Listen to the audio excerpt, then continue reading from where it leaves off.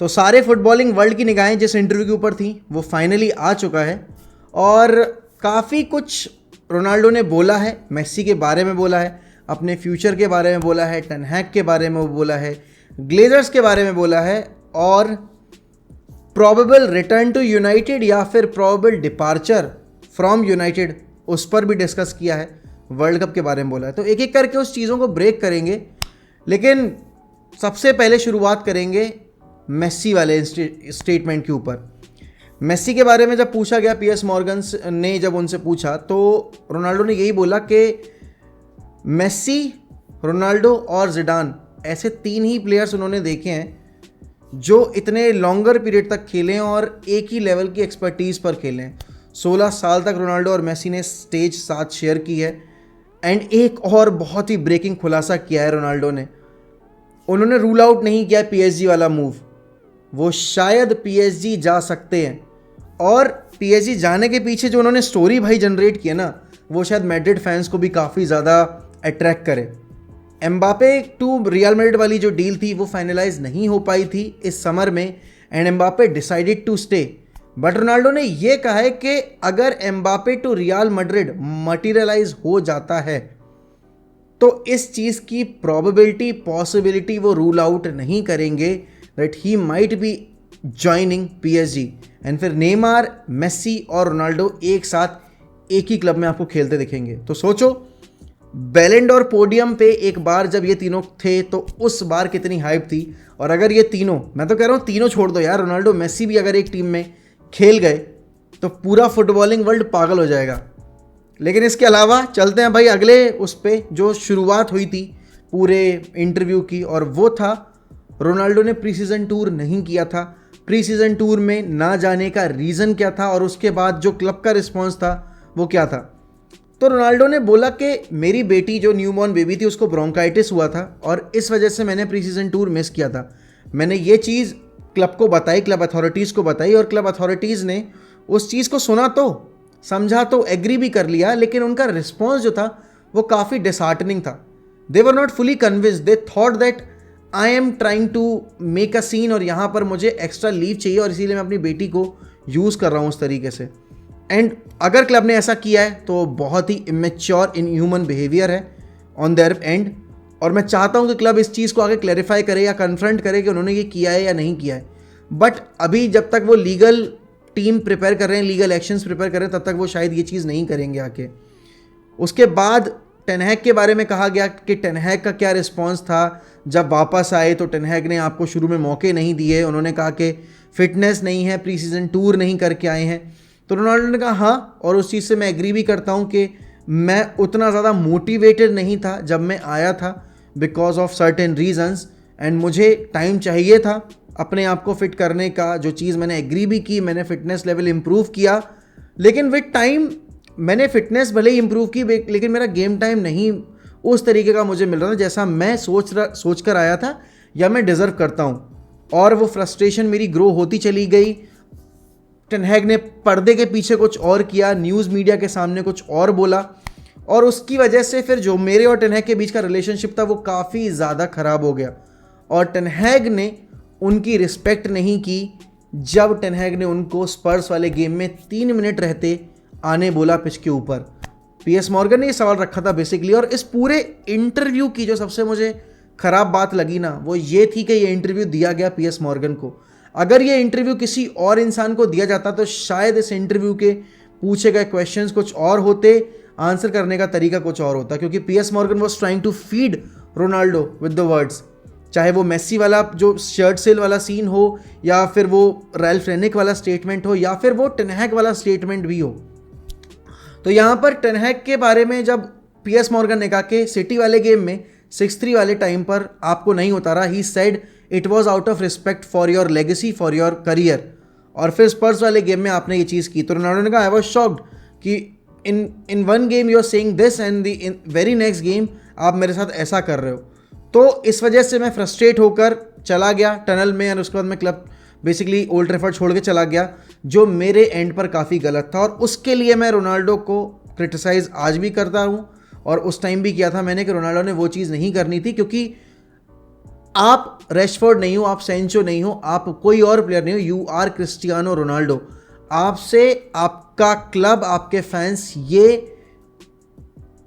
एक तरीके से अनप्रोफेशनल बिहेवियर एक्सपेक्ट नहीं करते, कोई भी नहीं करता, बट आपने वो चीज़ करके मौका दे दिया लोगों को सामने से बोलने का।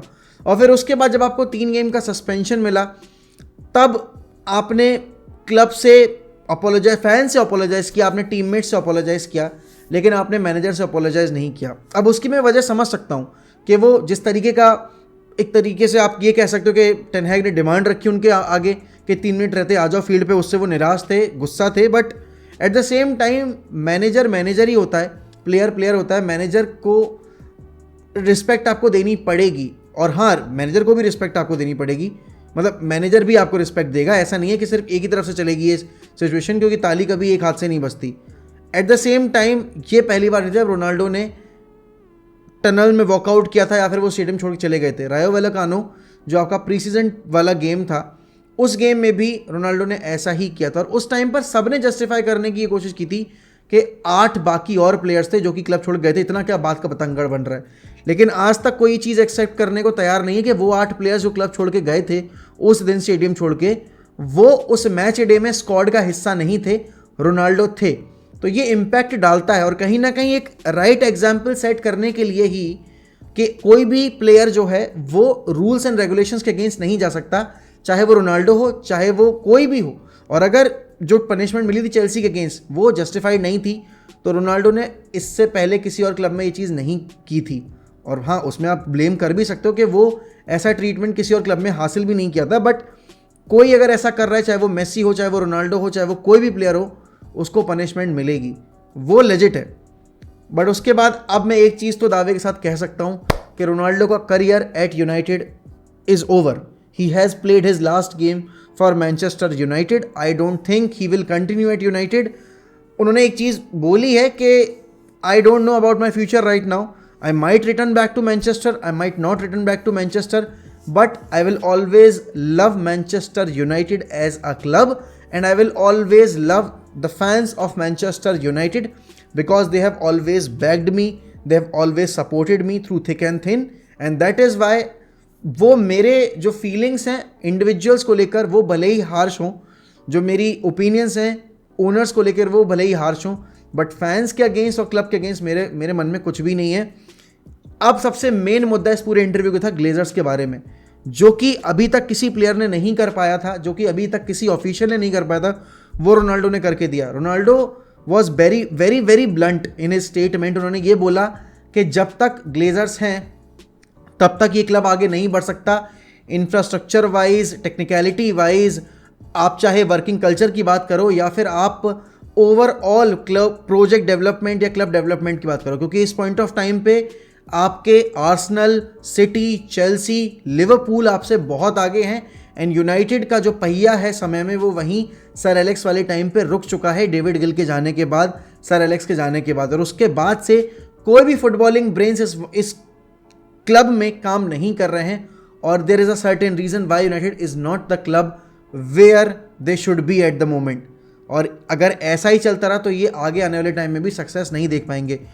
मैं और आप ये चीज़ चाहते थे कि कोई तो आके सामने ये चीज़ बोले, और वो चीज़ रोनाल्डो ने की है। उसके लिए मैं भाई रोनाल्डो को तहे दिल से शुक्रिया अदा करता हूँ, और आई थिंक यूनाइटेड फैंस को भी ये चीज़ समझनी चाहिए कि रोनाल्डो के इस इंटरव्यू में कुछ नेगेटिव्स हैं लेकिन बहुत सारे पॉजिटिव्स भी हैं। दिस इज़ द, क्या कह सकते हो आप, this is the perfect time to put pressure on Glazers, क्योंकि वहाँ एफएसजी लिवरपूल बेचने के लिए तैयार है। अगर हम यहाँ पर ग्लेजर्स के ऊपर प्रेशर बनाएंगे तो शायद ग्लेजर्स भी यूनाइटेड को बेच सकते हैं, और ग्लेजर्स की फटे में डोल रही है। इसीलिए रोनाल्डो के पोस्टर्स ओल्ड ट्रैफर्ड के बाहर जो लगे हुए थे वो उतारे गए हैं। United are preparing legal action, जो कि एक तरीके से लेजिट अगर मैं देखूं तो सही भी है, क्योंकि Ronaldo is currently contract bound, और उन्होंने जो स्टेटमेंट दिए हैं जाकर पब्लिक में वो नहीं देने चाहिए थे। आपको ड्रेसिंग रूम की बातें या फिर आपको मैनेजर के अगेंस्ट अपने मन में जो भी कड़वाहट है वो चीज़ नहीं करनी चाहिए थी। But having said that, it was his decision, उन्होंने कर दिया है। मैं उस चीज़ में पूरी तरीके से उनका सपोर्ट नहीं करता हूँ, स्पेशली एरिक टेन हैग वाले पार्ट में। At the same time Portugal की जो प्रिपरेशन है वर्ल्ड कप के लिए वो कल हमें पता चल गई है भाई। पोर्चुगल 4-0 से जीती कल नाइजीरिया के अगेंस्ट, एंड उस पूरे गेम में जॉ फिलिक्स की परफॉर्मेंस सबसे ज़्यादा बात की जानी चाहिए, क्योंकि जॉ फिलिक्स एटलेटिको मैड्रिड में अपने पोटेंशियल पर नहीं खेल पा रहे, क्योंकि ब्रांड ऑफ फुटबॉल उस तरह की नहीं है। लेकिन अगर कल जैसी परफॉर्मेंस जॉ फिलिक्स ने दी, अगर वो उसी तरीके से खेलते रहे, तो भाई बहुत सारे क्लब्स उनके लिए आने वाले हैं विंटर मार्केट में। और समर तक अगर वो रुकते हैं एटलेटिको में, तो भाई तांता लग जाने वाला है। And I want United to go after Joao Felix. जिस तरीके से वो पगलाए हुए थे इस समर विंडो में, नेक्स्ट समर विंडो में तो उनको वाकई में लेकर आना चाहिए।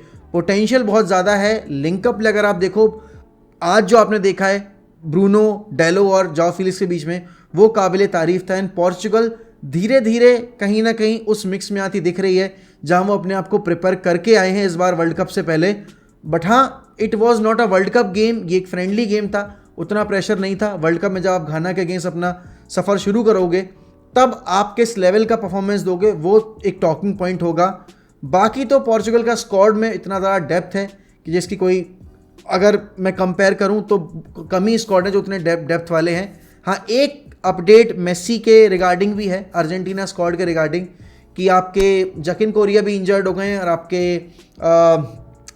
निको गोंजालेस भी इंजर्ड हो गए हैं। तो उन दोनों के रिप्लेसमेंट के तौर पर आपके दूसरे कोरिया जो हैं वो आएंगे, एंगल कोरिया। और गर्नाचो का नाम भी लाया जा रहा है कि गर्नाचो को शायद वर्ल्ड कप स्क्वाड में शामिल किया जाए। तो काफ़ी एक्साइटिंग वर्ल्ड कप होने वाला होगा अगर गर्नाचो ऐड हो जाएंगे तो यूनाइटेड के लिए भी, क्योंकि उनके 15 प्लेयर जाएंगे वर्ल्ड कप में।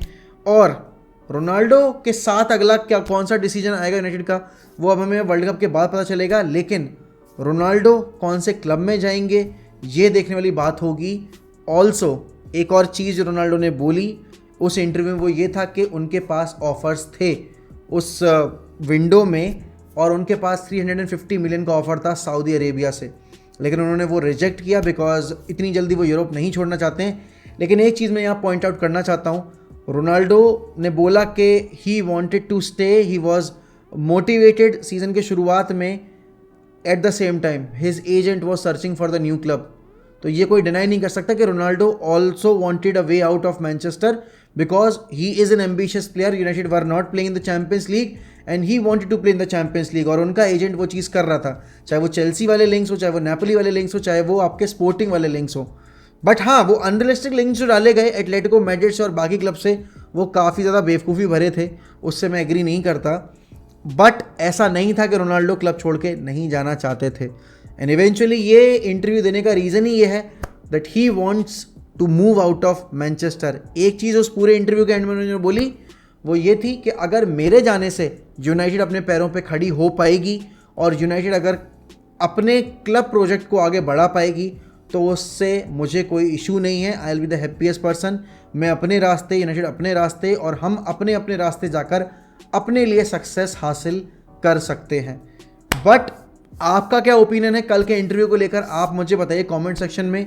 If you are new to this channel, don't forget to subscribe to 1MEFC, hit that bell icon, like this video and share this video with your friends as much as possible.